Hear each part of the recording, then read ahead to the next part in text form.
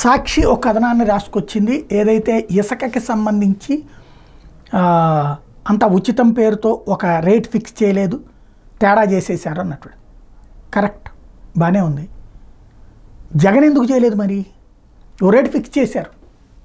ఒకసారి గుర్తుకు తెచ్చుకోండి, జగన్ చెప్పిన రేటుకి ఎవరికన్నా ఇసుకొచ్చిందా?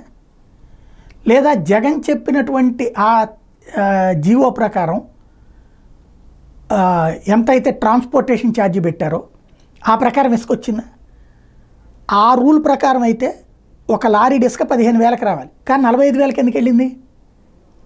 ఒక ట్రాక్టర్ ఇసుక 3,000కో 4,000కో రావాలి, కానీ 10,000కి ఎందుకు వెళ్ళింది? జగన్ ఇసుక విధానంలో పక్కా ఫెయిల్యూర్. రాష్ట్రానికి ఆదాయం సంపాదించడంలో సక్సెస్, కానీ జనాలకి తక్కువ రేటుకి అందించగలిగితే కరెక్ట్గా ఉండేది.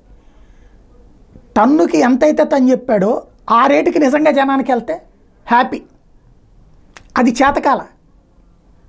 అప్పుడైనా ఇప్పుడైనా దళారీనే దోచుకుంటాడు, ఆ దళారీ రాజకీయ నాయకుడు అయి ఉంటాడు. అది తెలిసి కూడా పరిష్కరించడం చేతకాక ఇప్పుడు ఉపన్యాసాలు ఇస్తే ప్రయోజనం ఏంటి?